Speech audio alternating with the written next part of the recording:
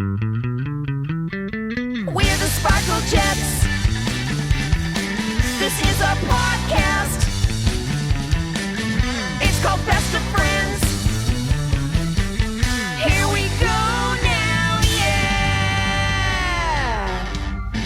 Welcome to our little Sparkle Jets Best of Friends podcast thing. We've got, I'm Mike Simmons. I'm here. Susan West and Jamie Knight from the band are here with us too. Yay! Yeah, it is good seeing you. Yeah, you guys too. We've got Rex and Christina from Big Stir Records hanging out here. Hey, joining us. We're so proud to be getting behind this project, and this is an amazing thing that's going to give a lot of context to the audience about where this project originated and where it's going. And our guests right now are Sabrina, Stevenson, and Laura from Third Grade Teacher, which is a fantastic band that we knew back then when we were getting involved with the music scene in Los Angeles, late 90s. And we were chums. We probably did more shows with you guys than probably anyone else, except maybe the Masticators. That sounds about right. We did. Yeah, you guys were very kind to us and booked us a lot back then, which was cool. Oh, great. You guys are so fun. So fun. Well, that's kind of our thing. We were out of all that mess of people, we were definitely the outliers in the kind of weird, crazy, noisy. You guys were more officially noisy than we were. Officially. Third Grade Teacher, which was your band. I suppose it still is in some respects. None of us ever. I don't think any of our bands really officially stopped. We released double-sided single from Third Grade Teacher and Sparkle Jets. Yes, you did. In the last 2 years. So active as hell, as far as I'm concerned. There you go. I think they've done more shows recently than we have. When was your last show, you guys? Was it before COVID? Yeah, pre-COVID. I want to play again. I'm ready. Ready. Yeah, I think we're gonna have to. These people at the label keep nagging us to do shows. Actually, they don't. Sorry, but it's kind of hard to promote a record when you never have gigs. So we're gonna have to. I guess we're gonna have to do something. Let's just say it's probably gonna organically happen as we get more material out there. I think what we should do is hire some people to be us. We'll just make a menudo Sparkle Jets and send them out. We'll get the young new crop of your students to play us. Yeah, right? I'm 100% okay with that. Yes. I think AI is the key.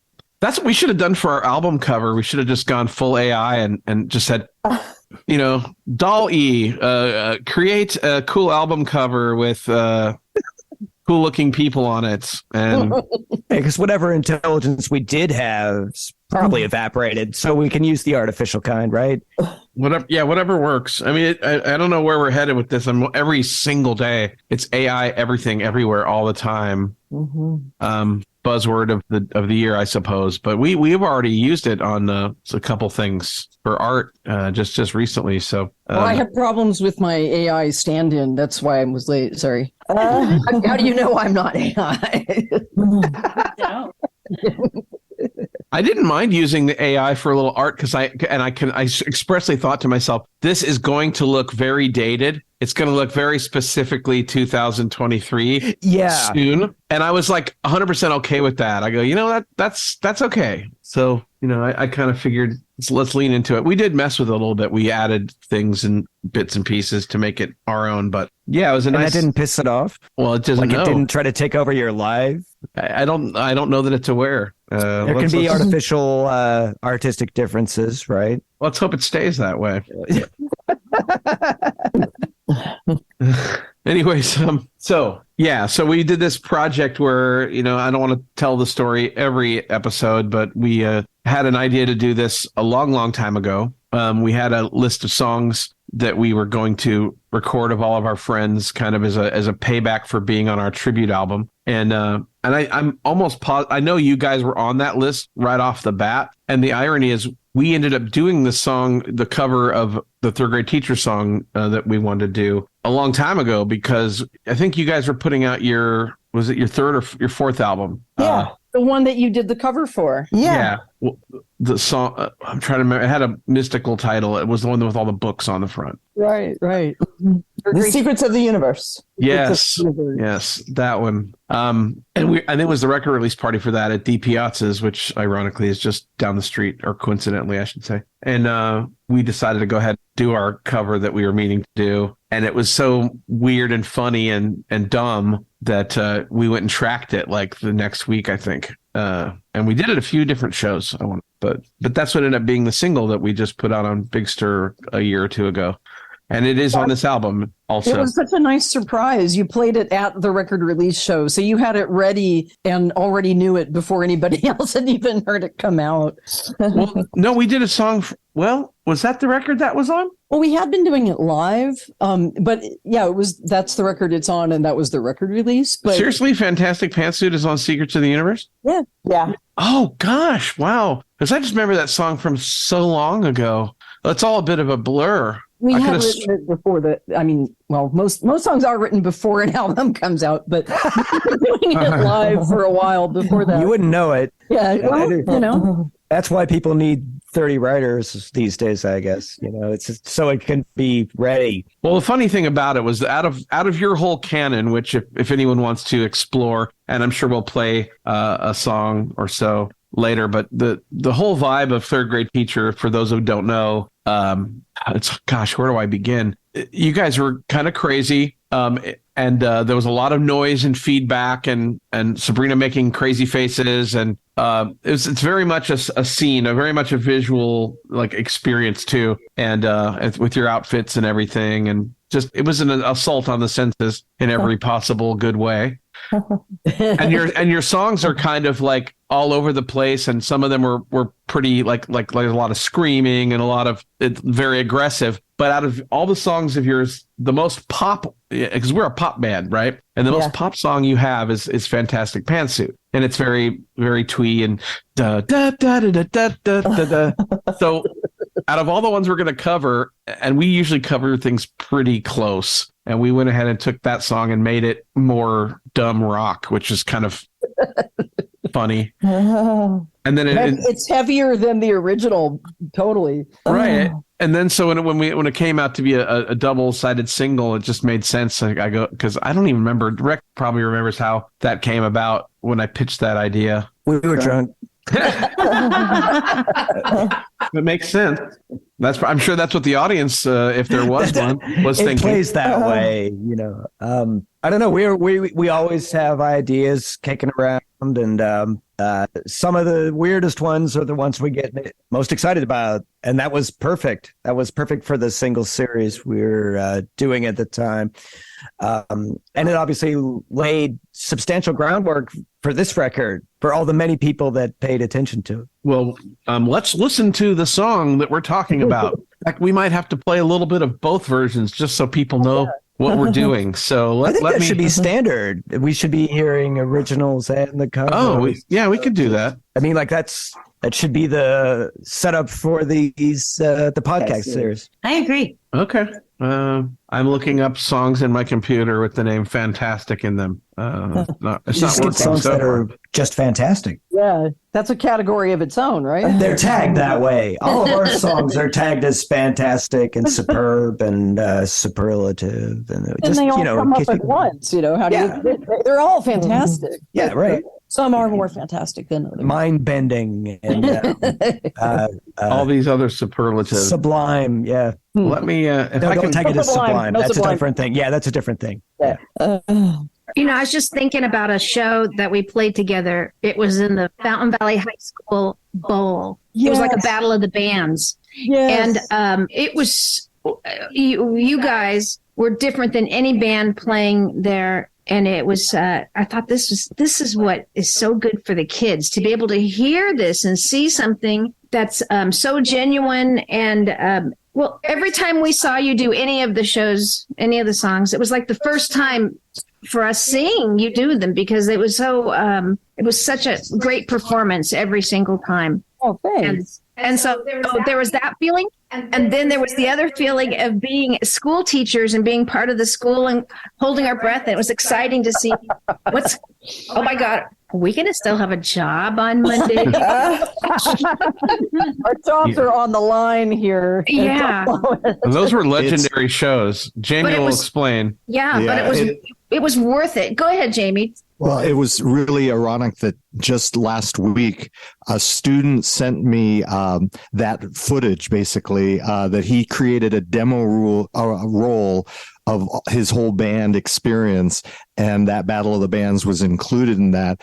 And when we were talking about the thing that they did, they specifically mentioned third grade teacher and said how wild you guys were. And you were the talk of the school the next day. Wow. I remember that being really fun. And we included a shot of that concert on the back of a record, didn't we? Album. Yeah. Yeah. That was really fun. That was a great crowd for us, getting to bend kids' minds. Like the student you're talking about, gosh, they've got to be in their 30s now, right? No, they're pushing 40. Yeah. Oh, yeah. Wow. Wow. Let's not talk about that at all. Yeah. I love that they still had. They're still talking about it. That means we did a good job. It was legendary, and there were at least 1,000 kids out there watching you guys. I love that.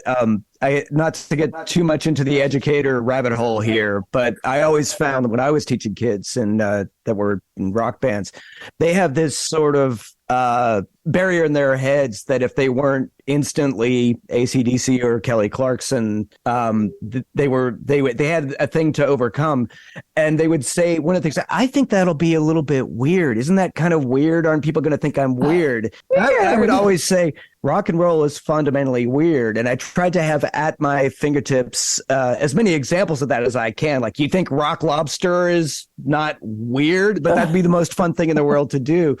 Right. So having people model that sort of like freedom to be yourself as part of rock and roll instead of striking a pose is so important. And the idea that there are people still pulling on what you guys did to model that in their 40s, it's fine. That's fundamentally inspiring to me. I just say that's awesome. Well said. Yeah. That is that's totally what it's all about, right? Absolutely. And is having just two really strong women up there. Yes. It was a beautiful thing because we didn't see that so much then, and you guys are on the top of that mountain. We don't see enough of that now. We should talk, Missy. Right. So nice. Yeah. Yeah.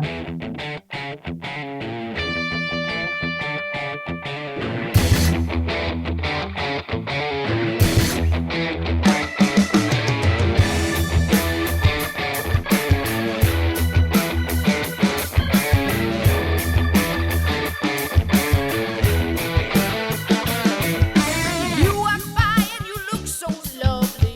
You walk by and you're such a fine cutie in your fantastic pantsuit. Oh, oh, oh.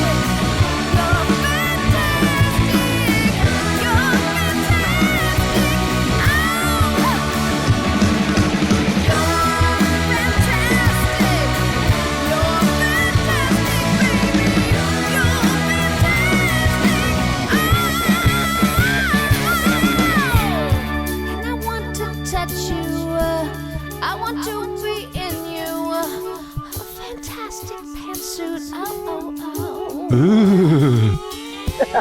And it fits you tightly. Oh, it holds you snugly. A fantastic pantsuit. Oh, oh. And it's white and windy. In my eyes are blinding. A fantastic pantsuit. Oh, oh, oh. When I walk down my street. Copyright. Figure if we can steal from any band.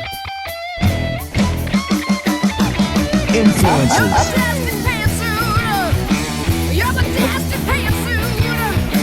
You're fantastic pantsuit. You're fantastic. Oh my God! It's got straps that go right inside of you. It fits tight as I walk beside you in your fantastic pantsuit. My favorite part. It holds you like a brother. When I look at you, I feel like your mama in your fantastic pantsuit. Oh, oh, oh, oh, oh, oh. You're fantastic. You're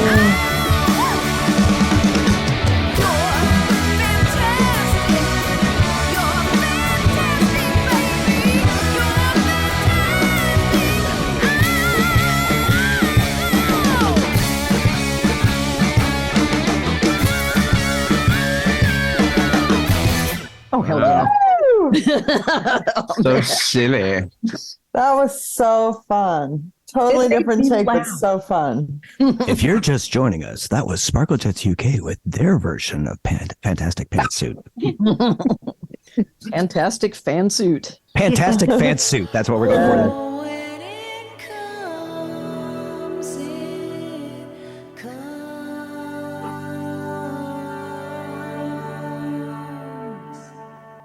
Oh, when it comes, it's no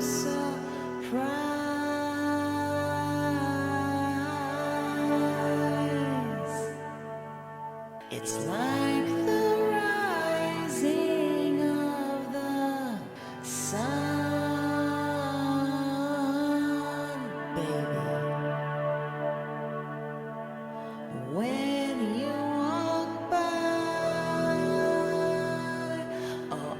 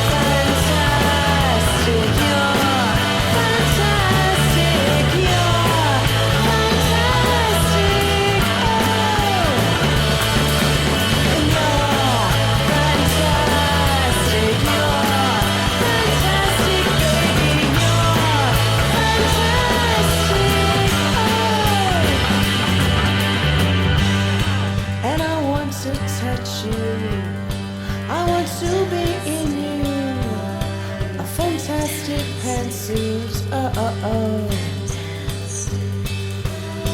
And it fits you tightly. Oh, it holds you snugly. A fantastic pantsuit.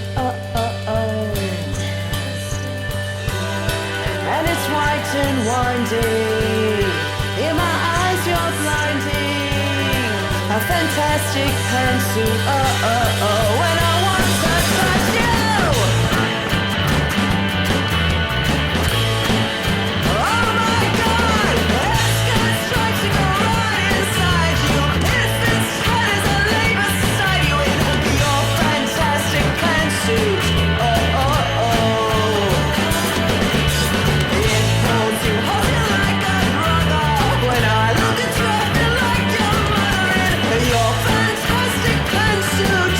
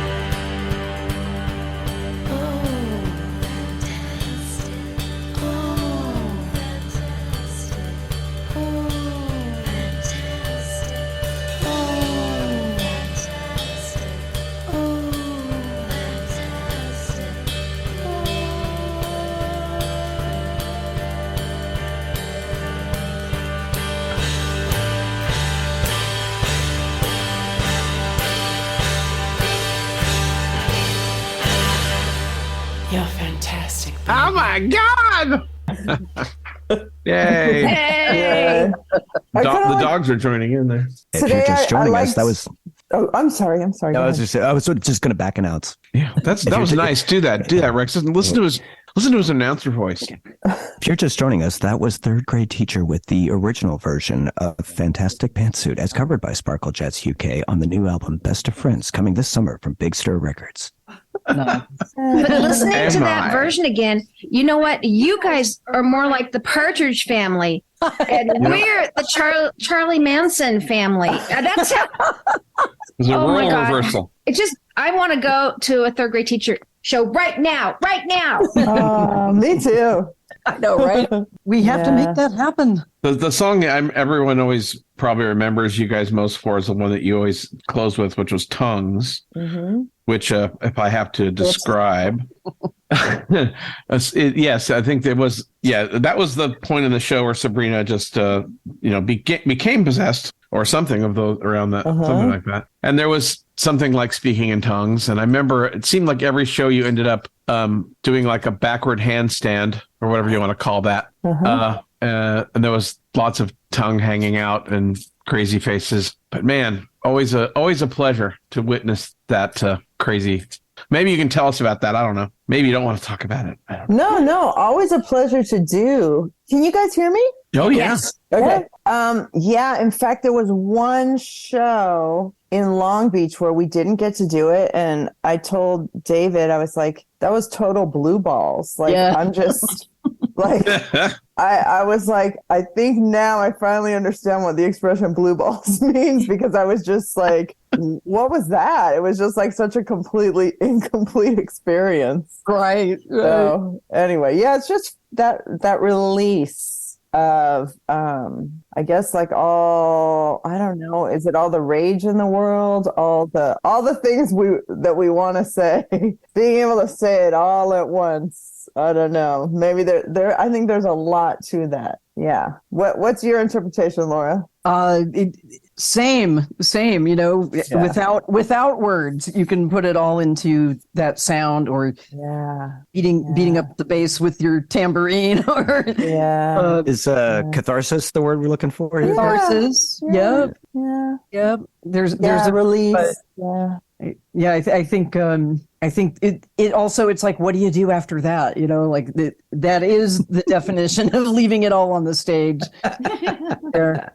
Well, I liked how the high school kids, they were a little scared. You could see a little scared look in their Orange County faces, And then And then it was like, some of them asked me, what do you call that? Well, you know, it's rock and roll. That's good. That's what that is. Yeah. So it was beautiful. I'm pretty sure that what I described as the crazy face, tongue hanging out, upside down head is the photo. Somebody got a close up photo of Sabrina of you doing that face. I'm pretty sure that ran in the school paper.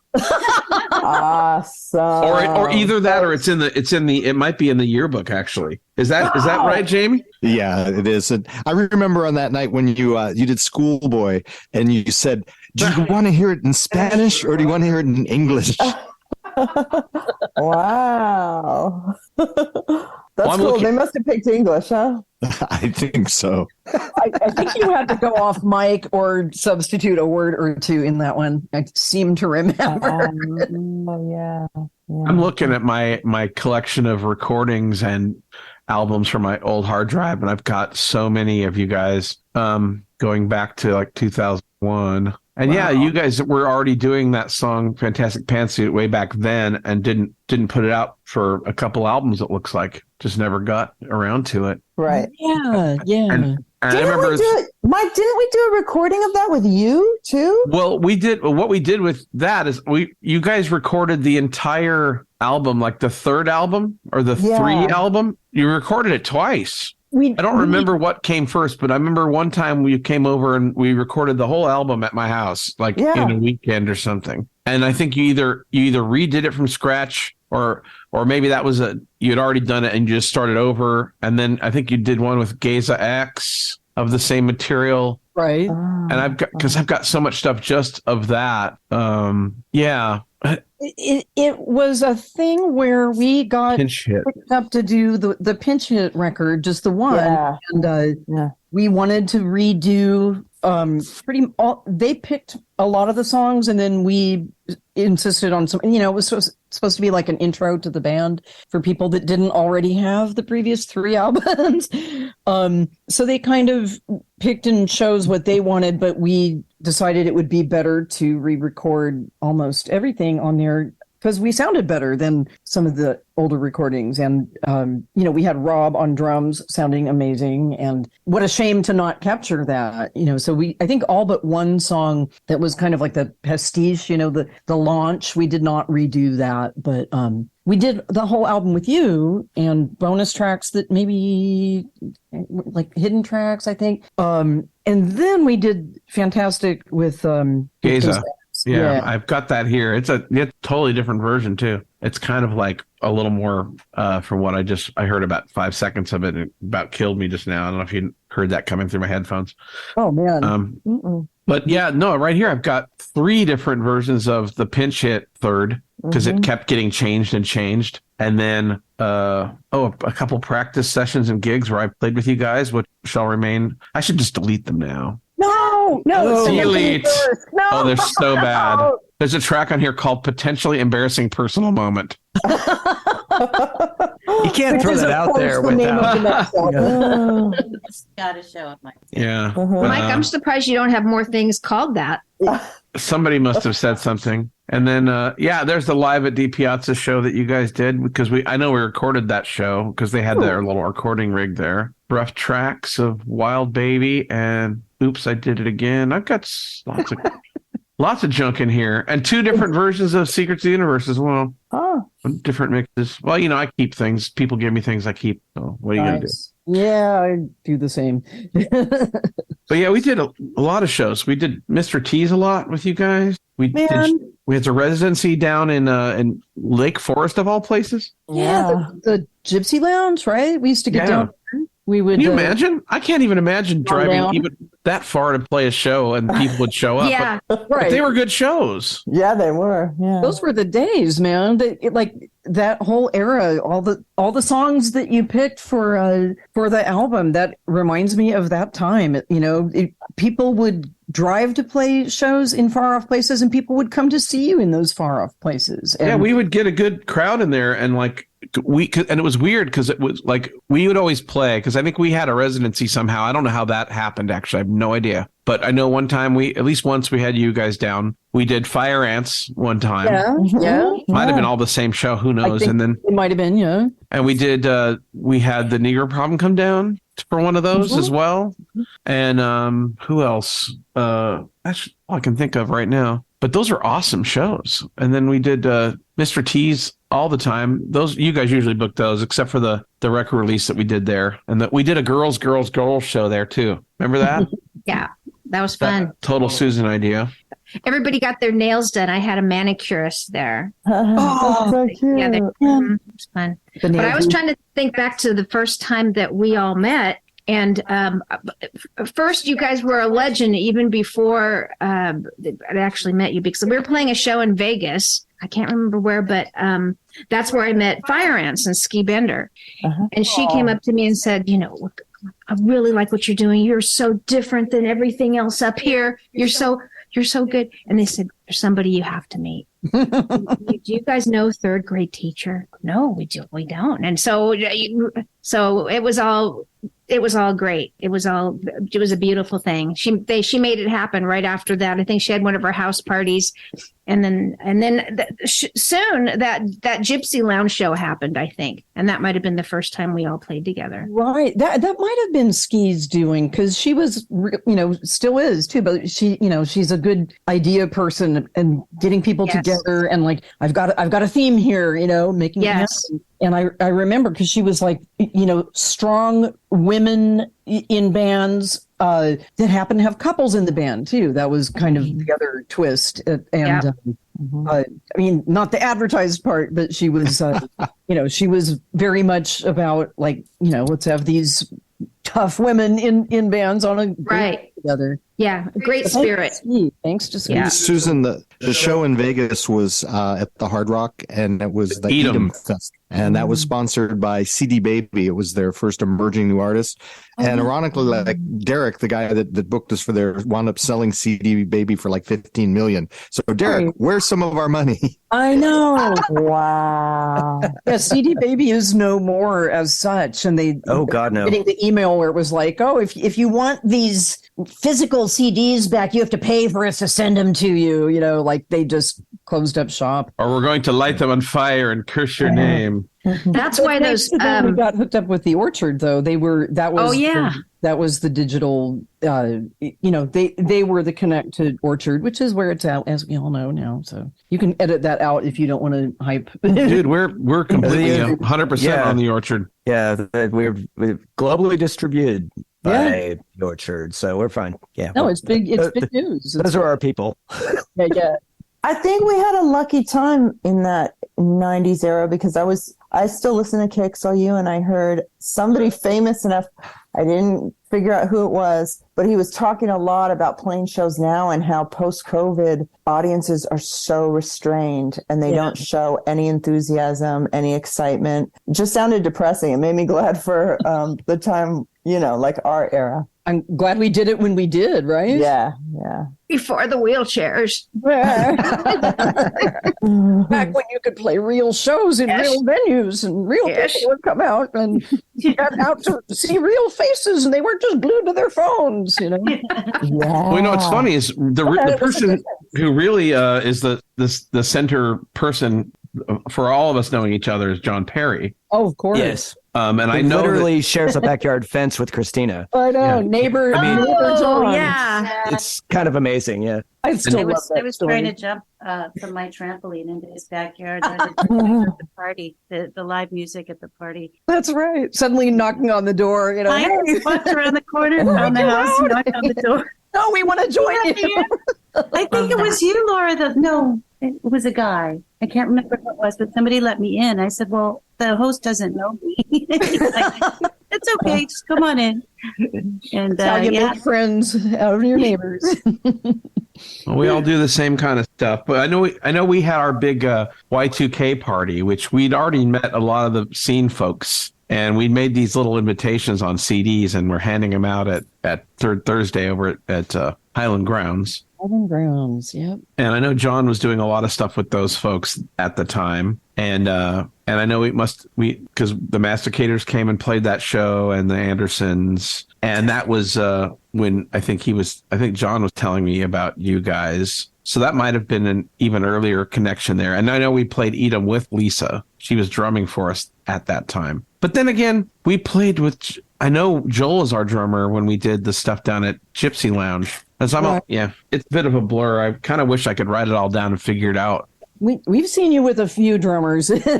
Yeah, we stopped counting at like 15 or 16. But when you do write that down about Joel playing at the Gypsy Lounge, please make sure that you note his dance solo in the middle of.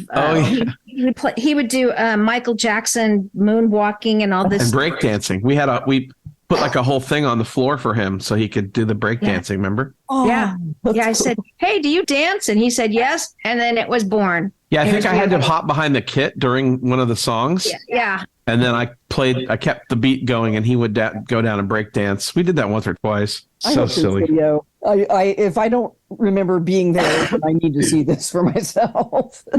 There's some things I just don't know where they all are, and most of them sounded pretty bad. I know. I think I recorded those shows off the board down there because we had access to it for $20.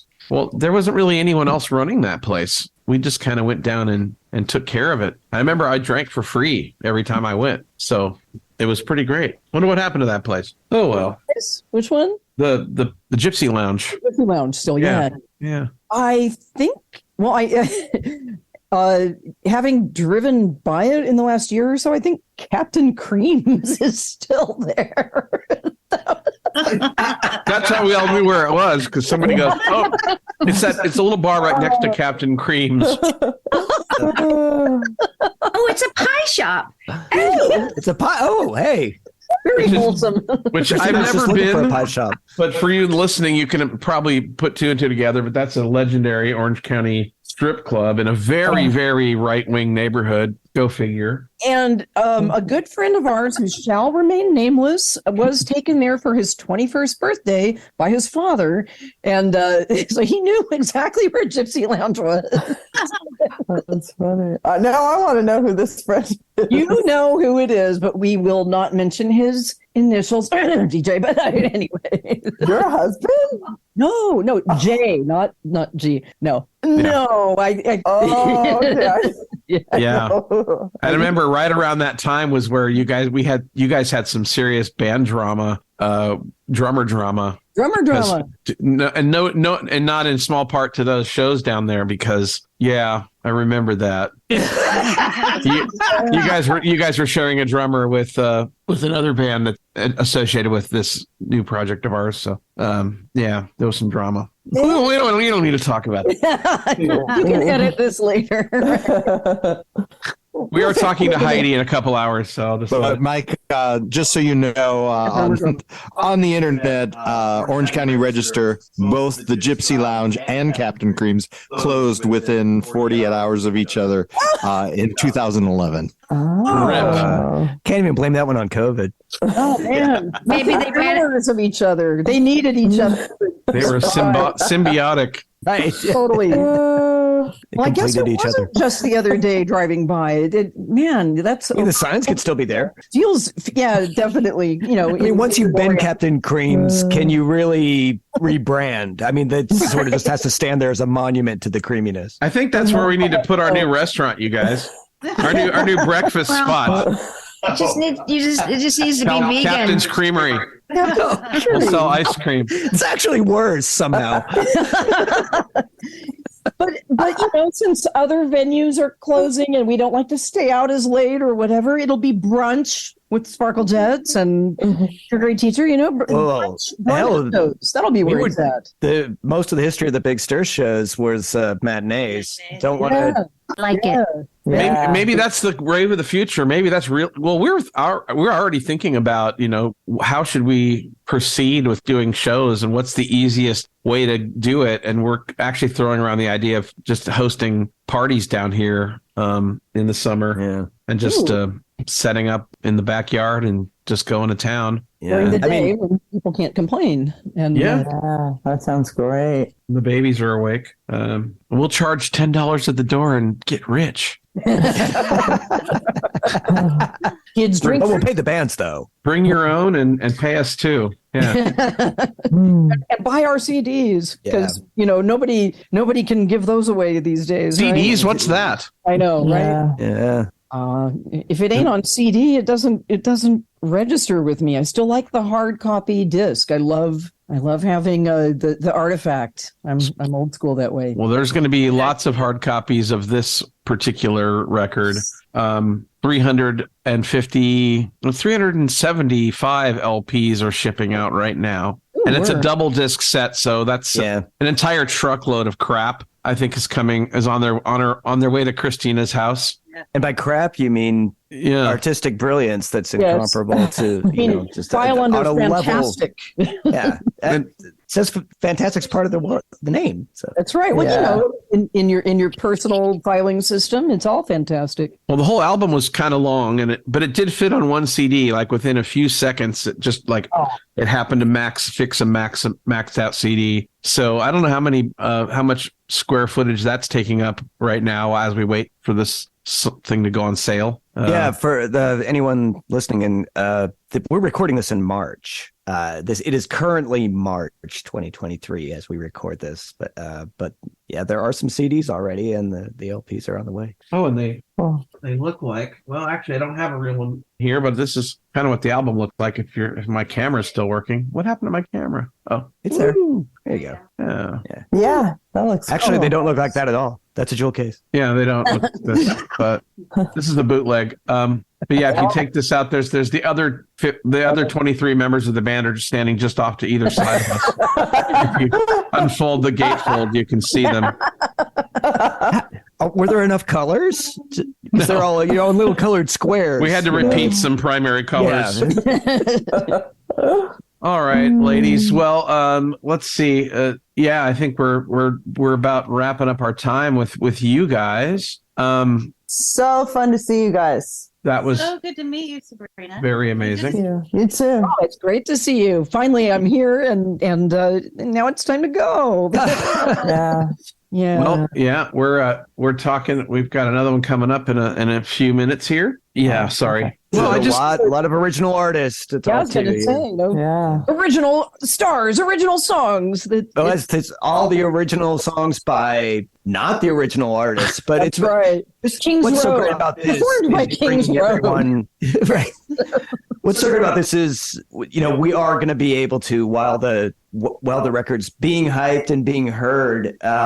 Having you guys part of this series and as many of the artists as we can to give it that context, because part of the audience is going to be people who do remember the scene that you guys are describing so beautifully, but it's going to be a completely new album of really great songs by Sparkle Jets for a lot of the other folks that are encountering it. So it's just really great that you guys could take the time to tell the stories, give the context, and give anyone who loves this record in its own right a little key to find the original material. And that's to us, that's expanding everyone's audience together.